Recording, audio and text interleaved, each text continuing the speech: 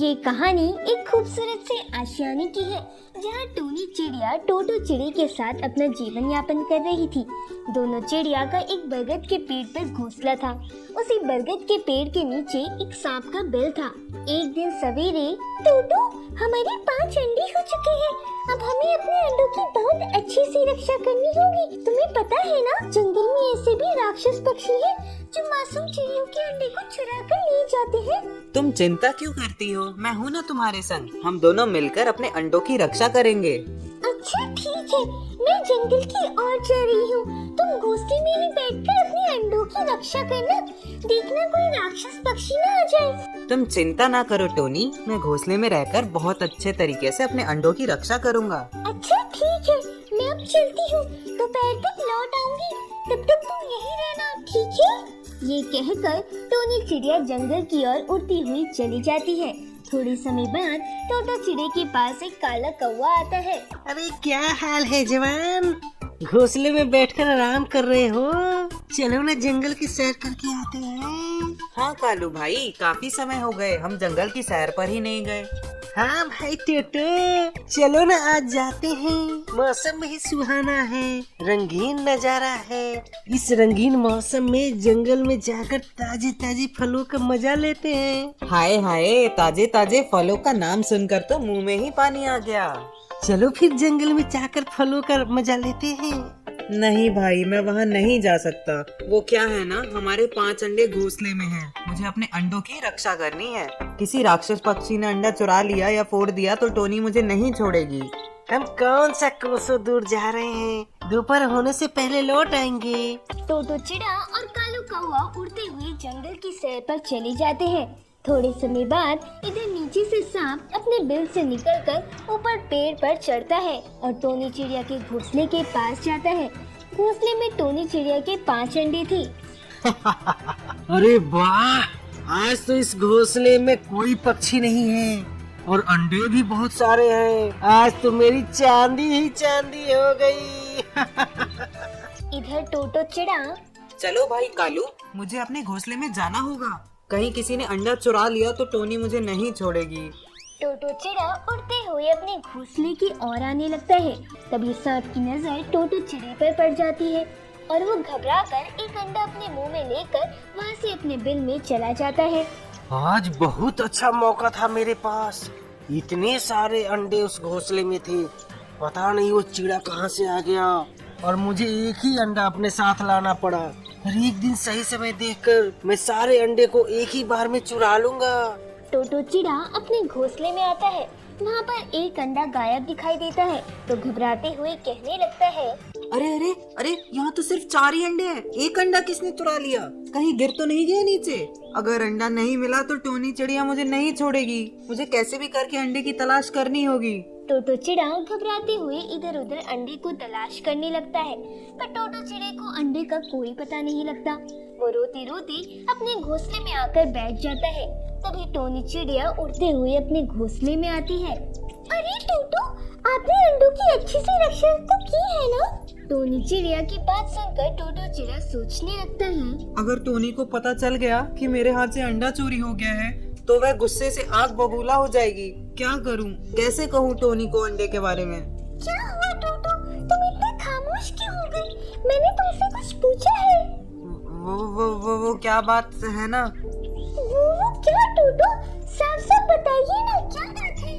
टोटो चिड़ा टोनी चिड़िया को सारी बात विस्तार से बताता है कि कैसे उसका अंडा चोरी हो गया। मैंने तुमसे कहा था ना टोटो कि घोंसले से 1 सेकंड के लिए भी कहीं मत जाना, फिर भी तुम घोंसले से बाहर गए। दोनों चिड़ियों में काफी बहस होती है और देखते ही देखते रात हो जाती है। दोनों चिड़िया अपने घोंसले में सो जाती है।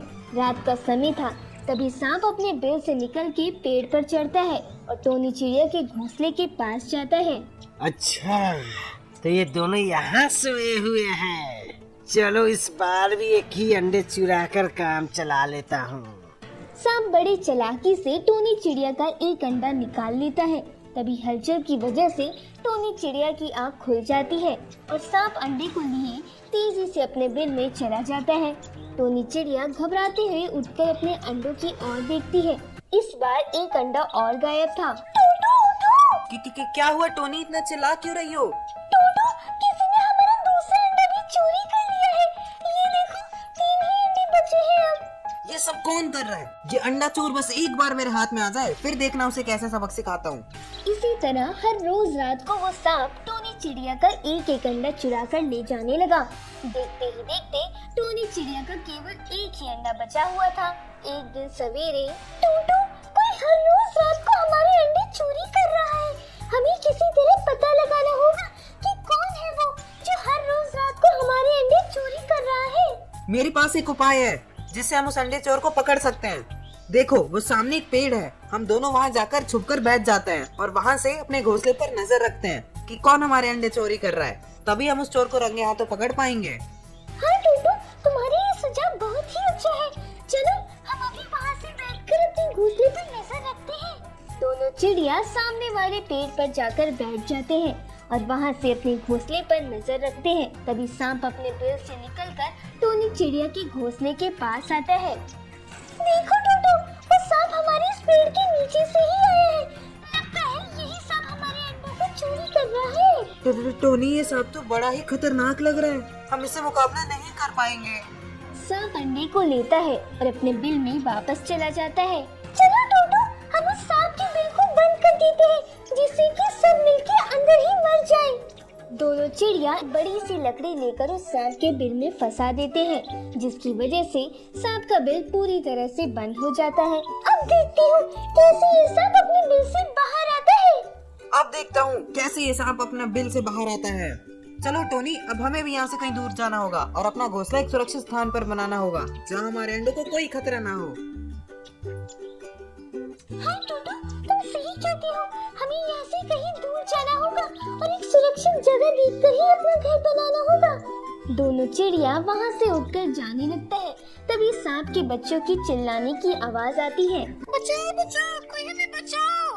अरे टोटो, ये तो सांप के बच्चों की रोने की आवाज है और ये तो इस बिल में से आ रही है। लगता है ये बिल में सांप के बच्चे भी हैं। अच्छा है ना, मरने दो उन्हें भी। उस सांप ने हमारे इतने अंडे चुराए, उसकी यही सजा है अब। नहीं टोटो, मैं जानती हूँ उस सांप ने हमारे साथ बहुत बुरा किया, पर उसके बच्चों ने तो हमारा कुछ बुरा नहीं किया। फिर हम कैसे उस सांप के बच्चों को बेवजह मार सकते हैं? हमें तुरंत सांप के बच्चों को बिल से बाहर निकालना होगा, कहीं वो मर न जाए। दोनों चिड़िया मिलकर लकड़ी को बिल से निकालते हैं और सांप को उसके नन्हे मुन्ने बच्चों को सुरक्षित बिल से बाहर निकालते हैं। ये सब देखकर सांप की आंखों से आंसू निकल आते हैं। मुझे क्षमा कर दो चिड़िया बहन, मैंने आपके अंडों को बहुत नुकसान पहुंचाया है और मैंने आपका बहुत दिल दुखाया है, लेकिन आपने मेरे बच्चों की जान बचाई। मैं आपका ये एहसान जीवन भर नहीं भूल पाऊंगा। मुझे अपने किए पर बहुत पछतावा है। सांप, जैसे तुम्हें अपने बच्चों की चिंता लगी रहती है कि कोई उन्हें नुकसान न पहुंचा पाए, इसी तरह इस जंगल की हर पक्षी को अपने अंडे और अपने बच्चों की चिंता लगी रहती है कि कोई उन्हें तकलीफ न पहुंचाए। मुझे क्षमा कर दो बहन, मैंने बहुत बुरा व्यवहार किया आपके साथ। आज आपने मेरी आंखें खोल दी। मैं आपको वचन देता हूँ, आज के बाद किसी पक्षी के बच्चे या अंडे को कोई नुकसान नहीं पहुँचाऊंगा। पर आप दोनों यहाँ से कहीं नहीं जाएंगे, आप यहीं रहेंगे। इस तरह एक चिड़िया ने सांप को अच्छा सबक सिखाया और हमेशा के लिए बदल दिया।